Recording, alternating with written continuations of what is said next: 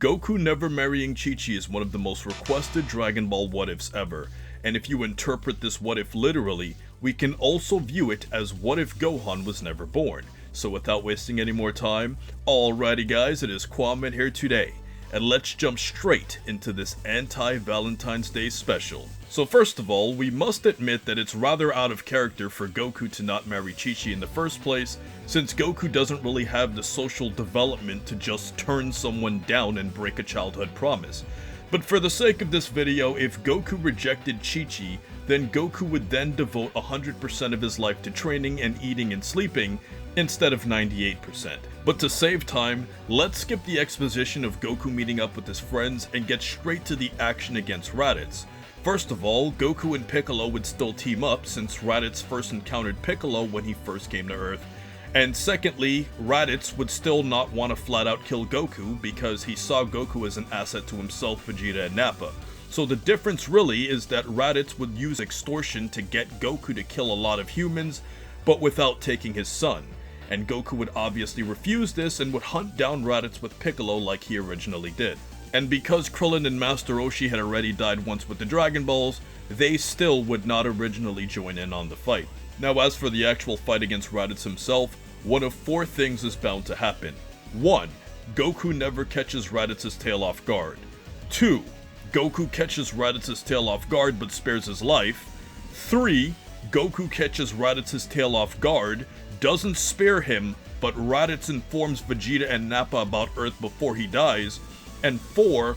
Goku catches Raditz's tail off guard, doesn't spare him, and Piccolo kills Raditz before he informs the Saiyans. If Goku never catches Raditz's tail off guard, then he and Piccolo would obviously be killed. Piccolo being killed means that there's no Dragon Balls, especially with no contact with planet Namek, and Jiro's androids would have still been in production and would eventually have wreaked havoc on Earth when they were released. So humanity is either eradicated by the Saiyans, enslaved by Frieza's empire, or destroyed by the android onslaught. Sounds great, doesn't it?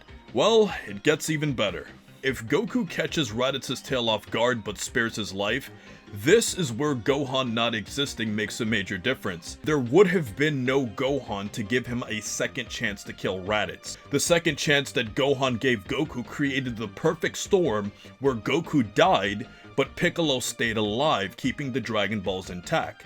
And the benefit of Goku dying is that he got strong enough to fight against the Saiyans later on, but because Piccolo was alive, he could be wished back. Piccolo would end up dead too if Goku spared Raditz, and when this happens, all hell breaks loose like we said in point number 1.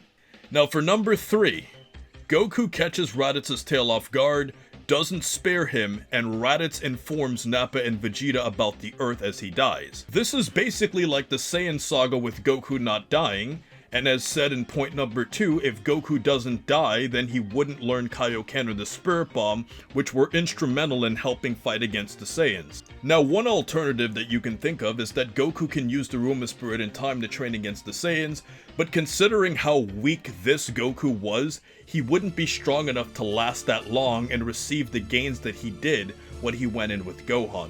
So Goku and the other fighters would have been killed by the Saiyans, and you know how the rest of this goes. Now for number 4, if Goku caught Raditz's tail off guard, didn't spare him, and Raditz didn't inform Vegeta and Nappa about the Earth as he dies, is the absolute best attempt at a good outcome. But if Raditz dies without notifying Vegeta and Nappa about the Earth, the androids are still going to show up later on.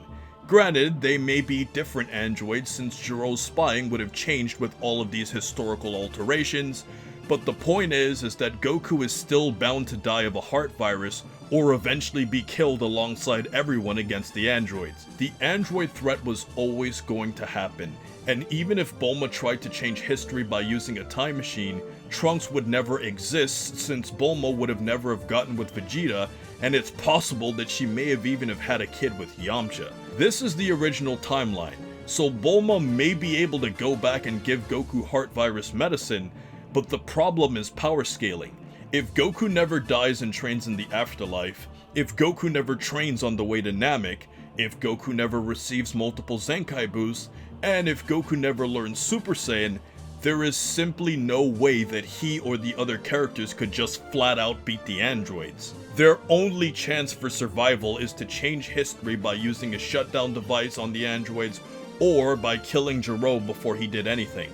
But looking at how Goku refused to do this when Bulma originally brought up this idea after Trunks had killed Frieza and King Cole, then everyone would end up dead, and Bulma would be put in a perpetual loop of always trying to change history on her own. If you made it this far into the video, I will share the one way that Earth has the slightest chance of survival, and this is Master Roshi. This is the longest of longest shots, but if Master Roshi is somehow able to seal away Raditz, then potentially seal away Nappa and Vegeta, then potentially seal away Frieza and his Galactic Empire while also sealing away the androids while Goku never gets the heart virus, then you have a positive outcome. But the probability of success for all of that is so low, especially since the Mafuba was originally designed for demons and it was retconned for everybody in Dragon Ball Super.